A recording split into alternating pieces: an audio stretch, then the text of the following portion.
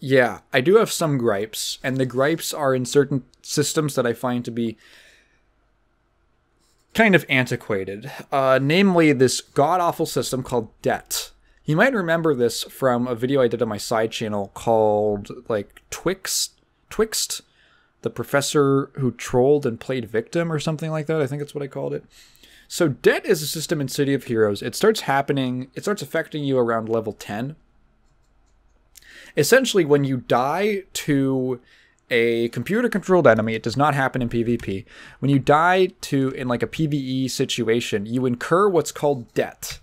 And debt is basically just negative experience that you have to work off. So on your experience bar, there will now be a like darker segment on your XP, and it's not adding on. It's just stuff that you've already gotten. XP you've already covered, you've already earned, will now be darker, and you literally have to earn it again. And it happens every time you die, which means that I just fucking hate these kinds of mechanics. Star Wars Galaxies had something like this, which made me just fucking completely dry. I already was kind of like very much seeing the ways that I did not enjoy that game. On a deeper level, but then I kind of wrapped my head around how the wounds system and the what do they call it? Battle fatigue worked. And I'm like, oh, are you just punishing me for playing the game? In that game, you had these god-awful, they were called wounds. And when you died or literally just took damage, you would suffer a certain amount of wounds, and it would limit how much health you had. It would literally put a cap on your health that would get greater and greater the more wounds you had. And the only way to heal wounds was to go to a doctor. You had to go to another player who was a doctor, and they had to like cast a buff on you to heal it back. And mind you, this is a fucking dead game that's played by like a bunch of 35-year-olds who are on at random hours of the day. It's not a lively world at all. So there's like Tatooine is like the only planet where anyone is. Every other planet, there's like no one around. Because it's too big for the amount of players who are playing on any one server. Even fairly big servers. So you have to... You just... yeah, okay, well you just gotta go... The only other option is to like... There was someone I found who was in a...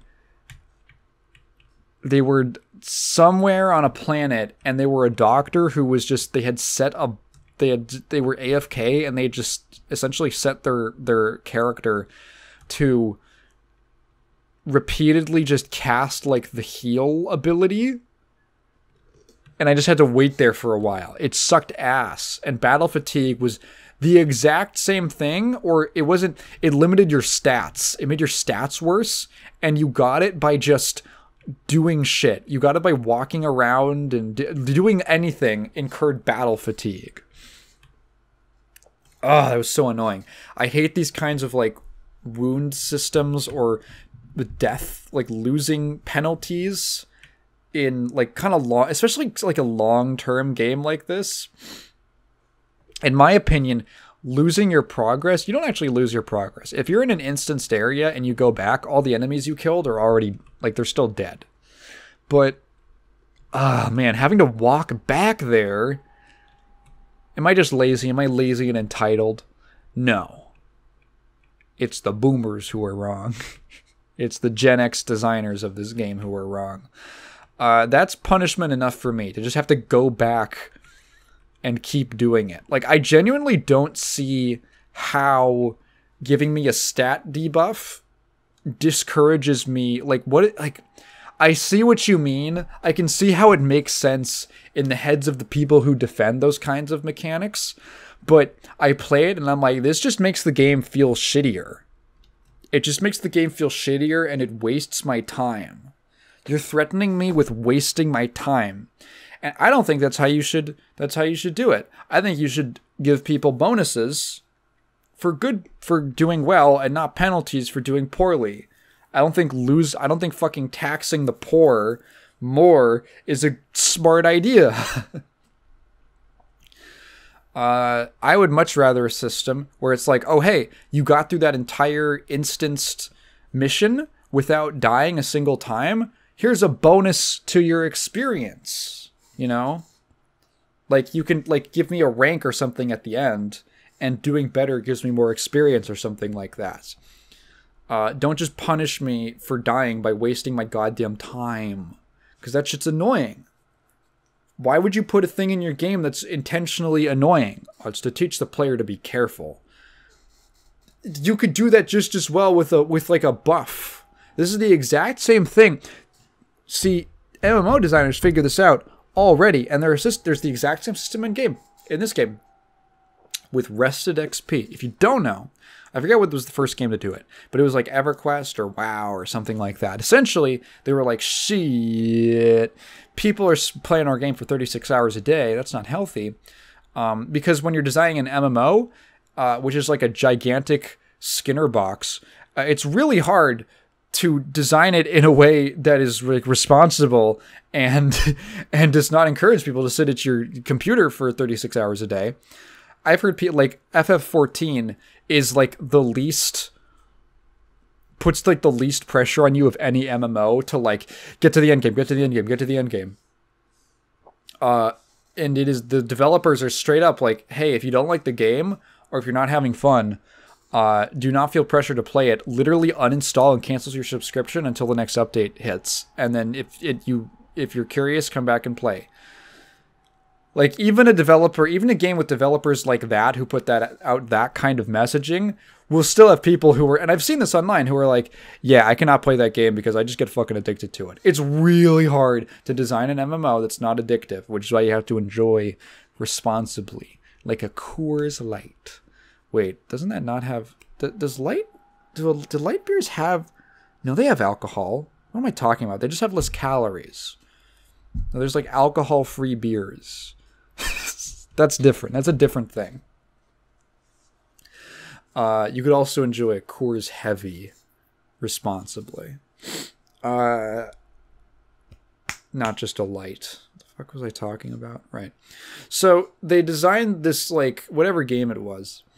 They were like, okay, we're going to add, they called it like fatigue or whatever.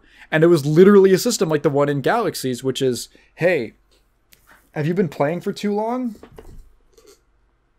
You gain XP slower. You get a debuff to your XP gain. Players were like, that fucking sucks ass because you're punishing me for playing your game. So they were like, okay, players really don't like this.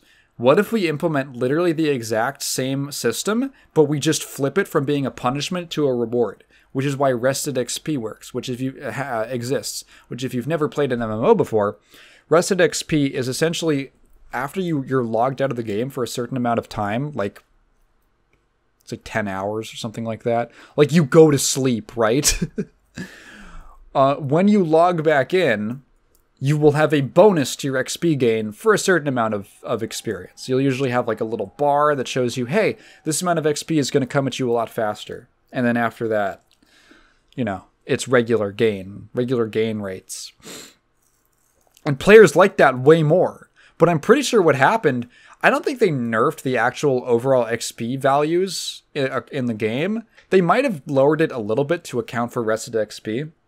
Rested XP? It's getting harder for me to talk now. But like, for the most part, they just made it a bonus instead, which I think is much better. Like, I hear there's so many things you can learn about human psychology from game design because they're just especially multiplayer games, because they're just these giant systems that are like relatively, they're like, you can look at a lot of MMOs as just active experiments, broad mass experiments in how the human mind reacts to things in a social context. Like, it lines up perfectly with like, okay, so I've heard, you know, a lot of parents don't know how to deal with technology, raising their kids with technology. And a lot of them fucked up. And it's not because they're terrible parents. They just don't know what they're doing, right? And they get their kids addicted to the iPad by the time they're like 6 years old. And I was someone who grew up with technology. I think I turned out fine, you know. Like, I can go like a month without if I had to go a month without using technology or looking at a screen, I probably could. And I've gone significant periods of time on like campouts where I've been in the middle of the fucking woods with no phone for a while. I mean, it's good to have like a phone on you just for emergency cases. But you know what I mean, right? I'm not like, I'm spending 3 hours a day playing Subway Surfers. And one thing that I've learned, that I've heard from people who are more knowledgeable about child psychology, is that when you're raising a kid with technology, you have to frame the technology as a reward and not a given, not a standard. Because what that does, if your kid assumes that having 24/7 access to the iPad is normal, when you take it away, that's like, what the fuck? You took away my normal thing. Like, what the hell, dude? That's like you taking away my meal. That's very upsetting to me. I expect to have 3 meals a day. You are not serving me dinner. What the fuck? I'm mad now. Obviously, one of those is significantly more abusive. But you know what I mean, right? You set an expectation with your kid. You can't just expect your kid to know right and wrong. You have to like actually set up their lifestyle. You have to like design. There's a period of your kid's life where you have to design their lifestyle. So the way to give my parents some credit, the way it worked was when I got home. At least this is what my dad did. When I got home, I get like an hour or 2 of downtime after school, and then mandatory homework begins at like 5 p.m. or something. And then until I finish my homework, I'm not leaving. Maybe if it pours into dinner, then yeah, we'll eat, and then I'll go back to my homework. And then once it's done, do whatever the fuck you want, Taigen. And I did. So it's like you have to frame things like technology as a reward for your kid for doing things, because that sets up like a good mental behavior. Because once they're older, they're like, well, I should get the important shit done before I just relax, before I just don't do anything and get sucked into the digital world. And that's like, oh, you can see that 10 years before that was even like a problem with something like Rested XP. If you frame something, don't punish someone for bad behavior. Well, punishing people for bad behavior definitely has its place. But for a lot of things, it's a lot better to reward people for good behavior rather than punishing them for bad behavior. That's in game design. That's the system of reward and punishment. You can have both, You can say like, hey, if you do all your homework, then you get to do whatever the fuck you want on your computer or whatever afterward. Maybe not anything, but maybe don't order guns to my house, Taigen. I never did that, don't worry. Off the Silk Road. But hey, if you get shitty grades, you're definitely not. You might get like a privilege taken away. Maybe now you don't get downtime after school or something. I don't know. I don't know if that would work. But that's like that's a much better a culture of pure punishment for bad behavior is I don't know. I think it probably sets up bad ideas or bad expectations for your kid. It doesn't do much. It doesn't do very well for a lot of people.